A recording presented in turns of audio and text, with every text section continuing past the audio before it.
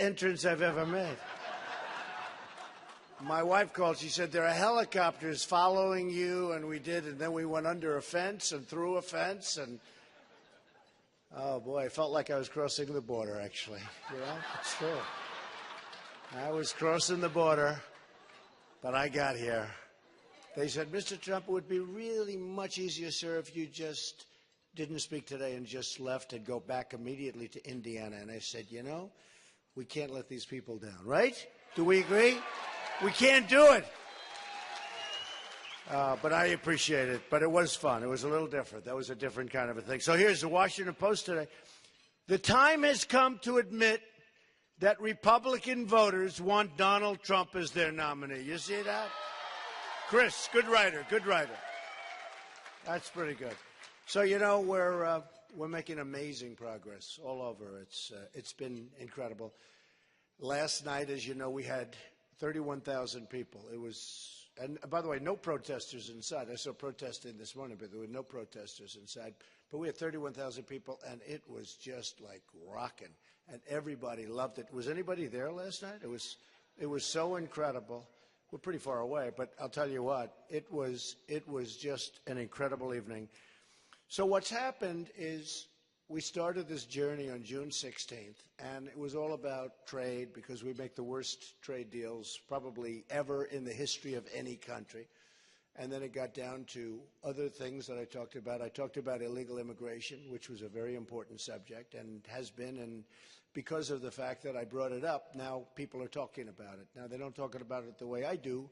We got last week, as you know, the Border Patrol, 16,500 agents, Border Patrol agents, who are phenomenal people who want to do their jobs. They're told to stand back, stand back. They're standing there, these great-looking people, strong in shape, all of the best equipment, and they're told to stand back, just let everybody come right through the border. And they endorsed me, 16,500. They've never endorsed a presidential candidate.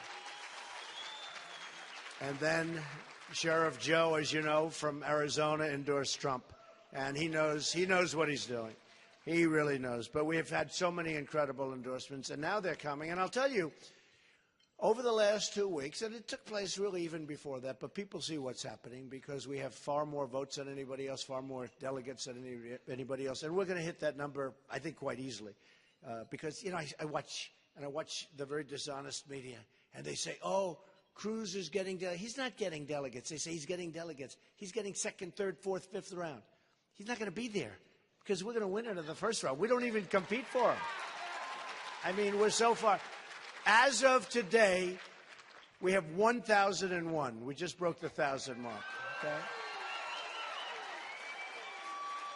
And we did fight hard, actually, in Pennsylvania, because in Pennsylvania, I won in a landslide. We got, I guess, over 60% of the vote. And that's pretty hard when you have 3 people running. You know, when you get 60% with 2 people, you win in a landslide, right? That's called a landslide. When you have 3 people and you get practically 60%, and then in the other states, you know, we had 5, and we did unbelievable numbers, up to 66%.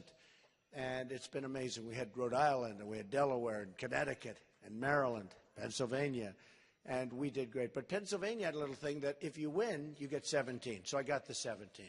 And the rest you have to fight for. I said, what kind of a deal is this? In other words, you have to take them out to dinner, and this is a wonderful hotel. I'm sure your lunch is good, but they don't take them here. They take them to very fancy restaurants. They bring them to hotels. Perhaps they put them on yachts and take them for a cruise. They basically have to bribe the delegates, and it's not the right system. You know, we have a system where it's like democracy. We're supposed to be voting, and it's terrible. And fortunately, we have a great Republican leader in Pennsylvania. He's a really fair guy and a really something. And there's also a moral clause. They you know, and I've heard this for a couple of years with the delegates in Pennsylvania. If you win, there's a moral obligation that you're supposed to vote for the one who wins, which sort of makes sense, right? And, you know, I refuse to say in this room, because I say it outside and I get standing ovations, but this is a room I won't do it. But it's a rigged system. It's a rigged system, okay? It's a horrible, horrible, disgusting system. And, you know, I see this Bernie Sanders. I'm not a fan of Bernie Sanders, by the way. But I see that he's, wins a lot, and he never has a chance of winning. He had a streak where he won about 10 in a row, and every time you'd watch the pundits, they'd say, oh, he can't win. It's not. He's way behind. Because they have a thing called superdelegates. Well, ours is more sophisticated because you don't know how badly rigged it is, okay? With the superdelegate, it's obvious. They hand her all these superdelegates. And by the way, do I look forward to beating her? Do we look forward to winning? Do we look forward to winning? I mean, if she's allowed to run, there's a big question. We'll see about. I personally think she's being protected by the Democrats, and she'll be allowed to run. But we'll see what happens.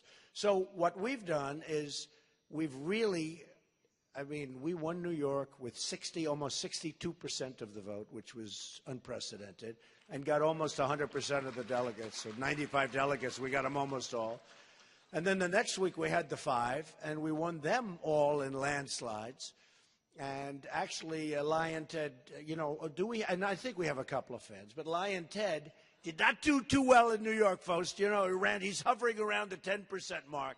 You got to do better than that if you're going to collect all these delegates on the second battle. How would you like to be in a position where we're in Cleveland, and we're having the whole deal, and it's going fine, and for some reason, and don't worry about it, we get it. I think we have it easily. But for some reason, it goes to a second ballot. And somebody on the second ballot, because they wine and dine delegates, who has 5 million less votes, because by the time we finish, and we're scheduled to do very well in California, I guess you've seen that, but really well. Yeah, really well. Last poll I saw, I'm at 49%, which is great. And there's a lot of like 20s and a 19 or something. But we're doing well. I don't want to even say it because you got to go out and work, especially my people sitting in this section. They got to work. Why don't we just pretend we're tied, okay? And that is a problem, and I've seen it. All my life I've dealt with politicians, and somebody will come into my office, the best politicians, they come into my office and they say, Donald, I say, how you doing? I'm tied. And he always says, I'm tied, and then he'll win by 25 points. But he says he has to motivate himself by saying he's tied. He even sometimes says, I'm losing, Donald, but I'm going to win. But we have picked up so many votes over the last period of time. And in fact, I was just watching the networks today, and they have a chart that I think it's already happened, but in the history of primaries, Republican primaries, I've gotten the most votes in the history of the Republican Party. Right? And we haven't even hit some of the big states yet, which is sort of an amazing thing. So we're really on a path that's incredible. And yesterday, I thought Ted did something which was really quite good. It was record-setting. It's never happened before in the history of politics. He has no path to victory. It's impossible for him to win with the votes. The only way he can possibly win is if things go terribly wrong and he goes through the back door and he bought all of these delegates, and I will never use the word bribe. I would never use a word like bribe. So if he bribed the delegates, but I don't call bribe. And then think of this. Think of the RNC and Reince, who's a good man, by the way. And Jim is a good man. Did Jim do a good job? Where's Jim? Where is Jim? He did such a great job. He called me. He said, Mr. Trump, would you do me a favor? Would you take maybe 10, 15 pictures? I say, absolutely, Jim. So I'm just coming through dirt and mud and under fences. See, you all walk through the lobby. I go under fences. I'm coming through. I'm looking at myself. I'm trying to get all the dust and everything off. And the 20 people that he told me about turned out to be about, 600, 700 people? My hand. I'm shaking hands, taking pictures, shaking hands. So that's why he's a great leader, right, Jim? Good going. I hope they paid a lot of money, Jim. But no, in the history of the Republican Party, there's never been anything like this. And then what Ted did, and yesterday in Indiana, which is an incredible place with incredible people, Bobby Knight, the great Bobby Knight, endorsed me. How good is that? And he's going to be with me all Sunday and Monday, and we are having a good time. He's some guy. He's a winner. That's what we need now. We need winners. We have to win. Our country doesn't win anymore, and we have to win. We have to win. But Cruz did something that I've never seen, because he picked a vice presidential person, Carly. He picked Carly, And I like Carly. But, when she left, she had no votes. Was she one? Jim, was she one or was she zero? But she had no votes. And you know what? Maybe it's a good move. Who knows? I'll let you know in about a month, all right? I don't think so. But the worst move was making a deal with Kasich. So they make this deal. I get a call 2 days ago from a number of people, and we have to do a PR statement. It's 11:45 in the evening. They said, "Oh, Mr. Trump, what happened?" They merged. Who? Kasich and Cruz. I said, "They did?" I said, "That's a good thing. It shows total weakness.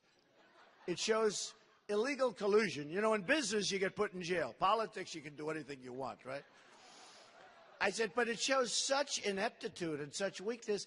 And what's the deal? The deal is that Cruz will take Indiana and Kasich," and now he's sitting there eating. He's eating, doing a news conference and piling pancakes into his mouth. I never saw anything like it. My son said, my little boy, Barron, he said, "Daddy, that's disgusting." I never saw a man eat like that. I've never seen a man eat while he's doing a news conference either. Did you ever see him do a news conference without eating? So these two guys formed an alliance because, think of it, I've been doing this for 9 months. I'm so honored. And you have these two politicians, they've been doing it sort of all their lives, right? I mean, Kasich approved NAFTA, which, by the way, emptied out your state. I hate to tell you, emptied out every state. But Kasich and Cruz is fine with the Chinese money manipulation. He's going to allow that to happen. Can't do that because that's how they're killing us. Devaluation of their money and their currency is killing, absolutely killing this country. Not only China, but many other places. You can't allow it. He wants to allow it. So there are a lot of things going on. Now, you want to know why he wants to allow it?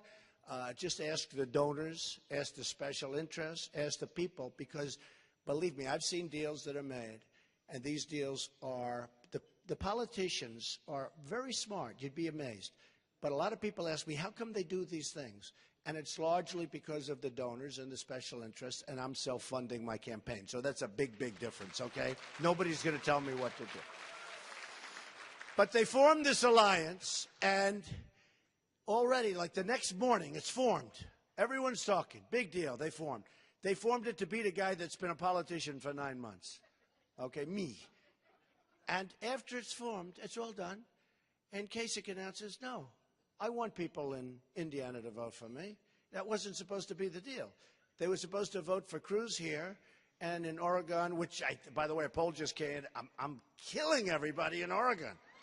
I'm killing them, which is an amazing place. But in a couple of other places, that's Kasich. So, they're working the system. That's what I said. It's rigged, right? Rigged. So they're working the system. And about 10 hours goes by, and Kasich announces essentially he's not doing the deal. And then Cruz today said, "No, there's no deal." These are politicians, folks. They can't make a deal. How are they going to deal with China? How are they going to do it? So we have now a big moment coming up in Indiana, and we feel very good about it. We'll see. I mean, because I think that deal was such a disaster. As soon as I heard it, I said, that's the end of them, both of them. I mean, Kasich has won. He's won for 48 or 42. It doesn't matter when you're at that, whether it's 40. I guess it's 42, but that includes islands. But he's won for 42. And if you think about it, Dr. Ben Carson, who's an incredible guy who endorsed me, by the way, was doing much better. Ben was doing much better than Kasich. And if you think about it, Chris Christie was doing better. Marco Rubio has more delegates right now, and he left a month ago. And he still has more delegates. And others. These people could have hung in for a much longer period of time. And who knows? I mean, based on this theory. It's a little like a spoiled child. "I don't care, Mom. I'm staying here. I'm not leaving." No, it's like ridiculous what's going on. So bottom line is he is staying in, which some people say is good for me. I actually would rather have him get out. But Cruz will then have to get out also because he doesn't have the vote. So it's coming to an end. I think it's going to come to an end very soon. And really, and I speak to the people in this room, because there has to be unity in our party. There has to be unity in our party.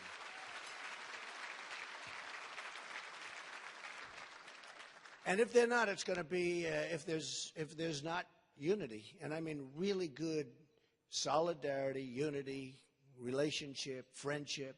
We have people like Jim where they do such a good job all over the country. We have some great people. But there should be and there has to be unity. Now, with that being said, would I win? Can I win without it? I think so, to be honest. I think so, because they're going to vote for me. They're not voting for, Jeb Bush didn't support you. Big deal. I care. Okay? I heard him on television yesterday. Low energy, very low energy. But I heard him on, I wouldn't say this, but I saw him on one of the shows yesterday. I do not consider him a conservative. Folks, I'm a conservative, but at this point, who cares? We got to straighten out the country. I mean, give me a break. And a couple of the shows were saying that today. I mean, look, I am a conservative. I'm very conservative on a lot of things, and I'm actually very conservative on trade. A lot of the conservatives, the geniuses that have absolute, they have high IQ and no brain power, they sit back and they say free trade. I say free trade, too. I love free trade. The problem is our leaders are not smart people, or our leaders are taken care of by the special interests, their lobbyists, all the people with the money, the campaign people, and we're not making good deals. And when you have China with a $500 billion a year trade deficit, and when you have Mexico with a trade deficit of $58 billion, I say, by the way, we'll build the wall. The wall's going to cost $10 billion. It's real easy to figure out. When we have a trade deficit with Mexico of $58 billion, it's really, really easy to figure out how that. And when I get off the debate stage, a couple of months ago, one of the folks came up. They said, "You're not really going to build a wall." I said, "Yeah, actually, it's real easy." And I always talk about, I always build a wall. I always talk about China. 2,000 years ago, they built a wall that's 13,000 miles long. We have a wall where we actually need, it's 2,000 miles. But we actually only need, because of natural barriers, we only need 1,000 miles. So 2,000 years ago, they could do 13,000. Today, we can't do 1,000. So he says, you can't build a wall. It's so easy. Oh, I can just see that beautiful precast plank. Well, good solid foundations, nice and high, make the ceiling look like a little low ceiling, boy. If anybody gets up there, they're going to say, man, how do we get down? See the way they go over our little fences? These guys are amazing. They climb over. It's like it's not even there. They go through it, over it. They go, it's not going to happen with with what we're going to do. But we have to do it. And by the way, we want people to come into our country, but they have to come in legally, folks. Otherwise, we don't have a country. We don't have a country. So we have to get together as a party, because it's a tougher road, the presidency, for the Republicans. I don't know if people talk about this, but it really is.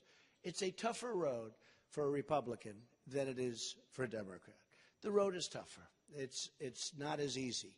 And you really have to pick somebody that knows what's happening, that's really, really good. I accept the position now, Molly. And I'll bring things into play that nobody else is going to bring. As an example, New York is big. I won it with landslide numbers. I beat everybody by, 38 points or something like that, the second place. And much more than that. Let's see, if Cruz got like 12 and if I got 62, does that mean I beat him by like 50 points? And then he's going to run and represent us because he got those delegates to go on the second, to give me a break. So here's the thing. Here's the thing. We bring New York into play. Now, New York, no Republican, except for me, no Republican will go to New York to campaign, okay? No Republican will go to Michigan to campaign. Republicans will never beat Hillary in Florida. I will. You saw I won Florida in a landslide. I'll win Pennsylvania. Most Republicans will never win Pennsylvania. Probably, I don't think any Republican can win Pennsylvania. So I'm going, and this is, they cover this. And now, by the way, the polls are coming out where I'm leading or even with Hillary. Hey, and I wrote this, look, I had this, listen to this, 55 60,000 negative ads as of 2 months ago. Now it's up to exactly 60,000 negative ads. And then I watched like Kasich go, he does great against Hillary. He didn't have one ad. Give him about 4 ads, and he goes down like a rock, okay? Same thing with Cruz. But now the polls are coming out where I'm even. You saw them, they're all now, I'm even. One has me up, but they're even. Oh, I don't want to even be up right now. This is going to be, I just look so forward to doing it. You know, I started with 17 people, right? 17. There were actually 18, if you include Gilmore. Did anybody get that? So let's say there were 18. I mean, there were. So we had 18 people. We had 17 people that I had to beat, one by one. And when I first came in, they said, you know, the geniuses back here, brilliant guys. They get paid for knowing nothing. So what happens? They'd say, Krauthammer, he won't run. How about this Karl Rove? Is he the dumbest human being on earth? He still thinks Romney won the election, I'm telling you. Romney won. Remember him? No, Romney won. He's 5 million votes behind. He's going to make a comeback, but we're up to 98%. No, Romney won. These are the people. You got to go a different way, folks, because these people are leading you right into the middle of a very bad desert. And we're going to win. But the truth is, we're going to win in a way that nobody's seen before. We're going to win so strong. We're going to be so strong. We're going to be so smart. Again, ideally, we're going to be together. I think I will win even if we're not together. I mean, there are some people I honestly don't want their endorsement. I just don't want it. You know, I've watched all my life as a politician. They just kill each other, right? They hate each other with a passion. They say the worst things about each other. They say things that you could never say and recover. And one loses, one wins. And then they say at the end, right? You know what I'm saying? Well, I want to congratulate Jim. He ran a brilliant campaign, and I will be behind him 100%. He's a great person, a great man. And I'm saying to myself, they were saying the worst things. Well, things get said. Here's the difference. Like with Ted Cruz, he's a wonderful guy. I don't want to, I mean, if he wants to endorse me, that's fine, but I don't care. Does that make sense to you? A guy like Bush, I watched him yesterday on television, you know, knocking me. Does he want to endorse me? Who knows? I don't care. It's not going to have any impact on whether or not we beat Hillary Clinton. It's not going to have any impact. But most of the party has to come together, and the smart people in the party have to come together, and we have smart people. We have really smart people. So we're going to hopefully close this thing out fairly soon. I think that, you know, now that we cracked the 1,000 number, which is great, right? No, it's great. You know, it's interesting, though. I'm up by 400 or so delegates. I'll be up by more than 500 when it's over, and we'll be up by 5 million votes, okay? And we're going to break this coming week, we break the all-time record. And we'll break the all-time record by probably 4 million votes. I mean, nobody's ever seen anything like this. It's a movement. It's a great movement. Many, many people have come onto the Republican side. Many, many people. It's something that they're talking about all over the world. I've been on the cover of Time magazine numerous times this year, all because of the movement. Not me. It's because of the movement. And what's going to happen is going to be so special. We have to come together. We have to pick our nominee. We have to go out and do what we have to do. And I'm telling you, you are going to have an unbelievably good result in November. I started with 17 people, governors, senators, people of accomplishment, some people of great accomplishment. And every week, boom, boom, boom. And believe me, I knocked them off. I knocked them off. And every week, boom, we're down to 16, we're down to 14, we're down to 12, we're down to 11. And then I'd get 11 people, and I'd win a state. And I'd have 37% of the vote with 11 people. And these morons would say, but he didn't break 50. How the hell do you break 50 when you have 11 people and they're governors and senators? And now I'm breaking 50 by, you know what? I probably would have had 80 if you gave me the most popular guy out of the 11 or 14 that are left. Give me the most popular person, and I probably would have had 80-20. But you can't do it when you have that many people. So now, even though we have 3, we're into the 60s. That's sort of an amazing number. But I just want to tell you, you people have been fantastic. On June 7th, you have a big, big day because the world is going to be watching. The world is watching pretty much every Tuesday. And this next Tuesday in Indiana, where I'm going now, is going to be a biggie. But I will tell you, and those people are incredible people, and they want to see, really, they want to see something that's going to be, they want to see victory. They want to see Bobby Knight. You know, they want to see victory. And that's why it was so great getting his endorsement, because I love people that win. And we're going to start winning